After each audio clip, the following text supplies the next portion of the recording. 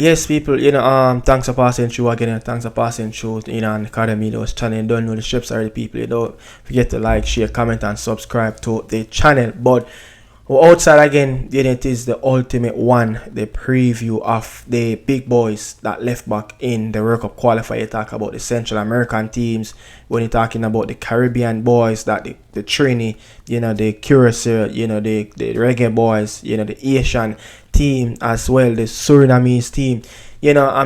Look, I'm going to just do a little quick preview of what's to come in the game, and let's give my opinion on who I think will qualify and who will be the top two teams going forward in the next phase, which will be in September, October, and November.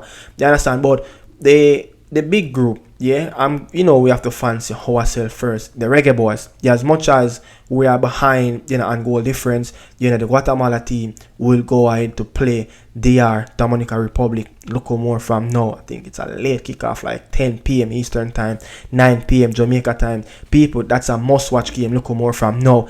But it's a must-win for Guatemala, because if they don't get something of our full 3 points from the game, they can find themselves coming Tuesday knocked out of the second round of the World Cup qualifier and not make it to the final round. So El Biolo might lose his job if he cannot get out of this zone. So it's going to be a tricky game, for Guatemala versus Dominican Republic. While Guatemala, we're looking over them shoulder again, versus BVI and the Reggae Boyz, how much the Reggae Boyz can score in that game. So it's all about goal difference, because if Guatemala win, Reggae Boyz win, and Guatemala draw, it's going to go if Guatemala draw in the next game, which will be versus Reggae Boyz, it's go down to who have the biggest goal difference, and they will tap that zone. And the Reggae Boyz can find themselves, I think, probably facing a tough opposition team. So let's see, it's still a tricky group, it's still an open group, but Honduras, the clear favorite, with Antigua, with Cayman, that team, the Bermuda, clear favorites. They expect to roll over the rest of the next two games that's coming up as well, especially when you look at they play Cayman, they play away to Cayman, and then they will play at home to Antigua. So they should finish on top. They are clear favorite, and I think they will be one of the team that will get one of the top seed going to the next round of the World Cup qualifier. But the next Central American team, Costa Rica, will play Bahamas, in Barbados, and then they will play at home in San Jose versus the Soca Warriors, Trinidad. So Trinidad, play at home. I think they will play at home to St. Kitts, one of them teams at Trinidad. If Trinidad, beat St. Kitts, it's still not over as it. If Trinidad lose to Costa Rica and Grenada can get the better of Trinidad in the goal difference, but Grenada have to take care of their game. Grenada have only one game left back, and I think that game will be St. Kitts. I think so if Costa Rica beat Trinidad. So look, this group is still wide open, if you ask me. But let's see what's going to happen. But the St. Kitts game, though, the St. Kitts versus Grenada, June 10th, that's going to be a very crucial game as well. So it's still a wide open group. You still can find Trinidad, and Dwight York find himself packing, not even get into the final stage of the World Cup qualifier. Moving on again, the Haitian team. The Haitian team and Curacao, one of the two top teams that that favor to get out of this group. And you will say, look, Haiti, will play Curacao, and Haiti will play, Aruba, and Curacao will play St. Lucia. And it's all about what's going to happen in that last game versus Haiti and Curacao. They will be fighting for top position, in that group, and every team really want to get that first position, because you just don't know where the Panamanian team will finish in that group versus Nicaragua. That is Group D as well. And going to Group D, both teams are on 6 points, but Nicaragua have a better goal difference, which is a goal difference of +3 over the Panamanian team.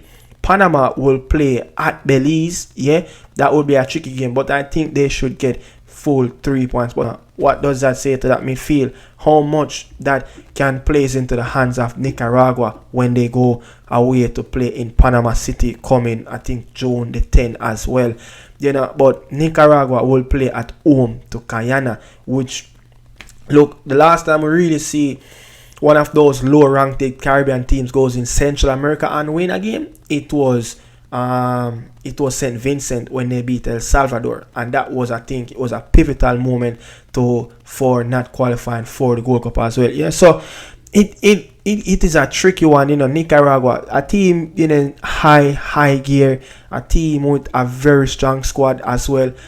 Panama team is a strong squad, but Guyana, they have something up their sleeve. They're playing really well in these World Cup qualifier game, and it's all about what's going to happen in the final rounds of Group D, which will be Panama and Nicaragua.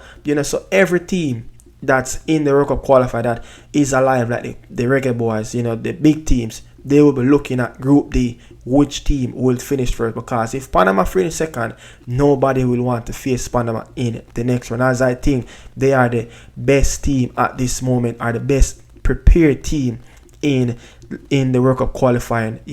Best Central American teams as well, if you ask me. But the Surinamese team, is in Group F. They are on 6 points. Look, third spot, tie with 4 points as well. So I mean, look, the Surinamese team, they should get out of this zone. They should get out of that zone. So it's all about like Suriname, Panama, Nicaragua, Haiti, Curacao, Trinidad. If Trinidad can get you, I love Trinidad to get you. You understand? Because they have a very good squad. They just recall up back, the 2 Jamaican Premier League players, Hospitalis and Triminan. So their squad, is such a stronger squad than what they played previously in the Unity Cup as well. The Dominican Republic team is such a strong squad as well. Saw the European based players, them forward in the team as well. So it's all about Costa Rica as well. A team that you will say, maybe they are the second, unfarmed team that playing excellent football, and then you would say where you will put the Reggae Boyz team, but Costa Rica and Panama, I think, look, you can't belie if you're a Reggae Boyz fan. Those two teams, especially Panama, they are playing excellent football. They are the most well prepared team in this region. Honduras, which is the clear favorite with Cuba, Aruba, Cayman, Antigua. They have a very good squad. They have a strong squad. I think when you look at their squad over the last 3, FIFA windows, it's coming together. Their players are coming together. They have a little players that kind of getting into a little more higher leagues, and bringing back that experience back. A player like, Kevin Arriaga playing for Real Zaragoza, of the campaign that just finished in the Spanish Segunda. So, the Central American teams, they are coming together, but El Salvador, I think, I don't remember which one of the zone, El Salvador there, and I think it is the group that, with Suriname, they need to find themselves in second position, and I think they are in third. And then, when you look on a team, like El Salvador, a team that them to make it to the Gold Cup, you understand, and coaching, under, El Bielo, and, you have Guatemala as another Central American team, who is in our zone, coached by, Fernando Tena, a very good coach as well, so I mean, a lot of pressure, is on, the El Salvador team to get out of that Suriname team, that Suriname zone, Group F, they're in third, they're second, a point, I think they tied are a point behind Puerto Rico, who's in second as well. So look, it will be a massive task to Puerto Rico to get, they get that second position. But I think they only have 1 game left back. Meanwhile, the El Salvadoran team have 2 games, which will be, against 2 Caribbean teams. But you can't say that again. But because St. Vincent beat them, in recent times as well, in Central America as well. So I mean, it's going to be a very good watch. The groups are up for grab, and let's see what's going to happen and tune in to what's going to happen with the Central American teams.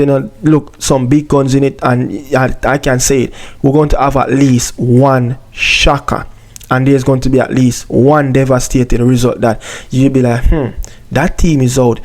Will it be Trinidad? Because if Trinidad can drop points at home, what will that say? Versus St. Kitts, they need to beat St. Kitts at home because their next game will be in San Jose versus Costa Rica. So Costa Rica can get that point, and then what will happen between the game between St. Kitts and Grenada? If St. Kitts get a draw in Port of Spain, that will be massive because St. Kitts will favor to beat Grenada, and Grenada actually can get in as well if St. Kitts get points off Trinidad in Port of Spain. So there's a lot of points to play for. There's a lot of drama around the World Cup qualifier going into the last games coming up in the 9th and also the 10th. But that's it, people. I run out here. You understand? Bless upon yourself, and we out. Like up the video. I'm out. Ciao, ciao.